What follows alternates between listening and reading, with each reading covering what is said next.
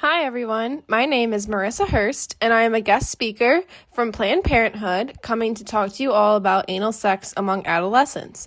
Today in class, your sixth grader is currently learning about anal sex, and it is important for all of you to be prepared for how to follow up this conversation at home. Now, I know many of you may be thinking that your child is too young to be learning such graphic content at such a young age. Many of you may feel that your child is too young to understand anal sex, and that is completely understandable. I am here to reassure you that while this topic may be sensitive and taboo, it is important that your child has a clear understanding of what anal sex is and what the risks associated with engaging in this type of behavior are. Believe it or not, your child is at a crucial stage in life where he or she may be thinking about trying this or may have even already tried it. So much of today's health class was centered around the journal article titled Midwestern Rural Adolescents Anal Intercourse Experience.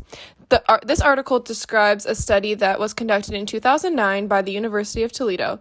The study looked at the prevalence of anal intercourse among adolescents and the associated risk factors of engaging in anal sex. 778 middle and high schoolers from 2 rural Midwest counties were studied, and the majority of these students were white.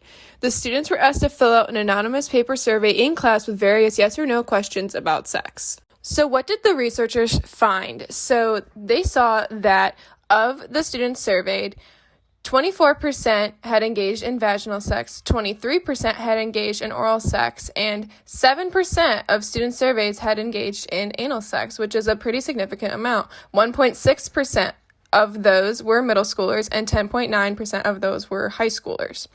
And then the 2 factors associated with increased anal sexual activity were those who had ever had sexual intercourse. They were 14.5 times more likely to engage in anal sex. And finally, those who had ever had oral sex were 6 times more likely to engage in anal sex. So why is all of this important, and why is it so important that we teach this subject to this age group? So first, with anal sex, there is an increased risk of STD transmission versus oral or vaginal sex.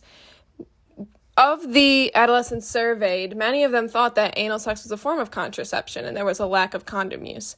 Also, there may be a lack of consent when it comes to anal sex. Partners may decide to engage only because their partner wants to. Finally, this study showed that comprehensive sex education in middle school and high school is extremely important in postponing sexual activity. So in summary, anal sex is occurring more than you think. Based on this data, in a classroom of 28 students, several students may have already engaged in anal intercourse, and it could have been your child. Overall, this talk should encourage you to talk to your children about making good choices when it comes to sex and the importance of comprehensive sex education both in school and those follow-up conversations at home. Thank you so much for listening to me today, and I hope you take this information in stride, and I hope you all have a great day.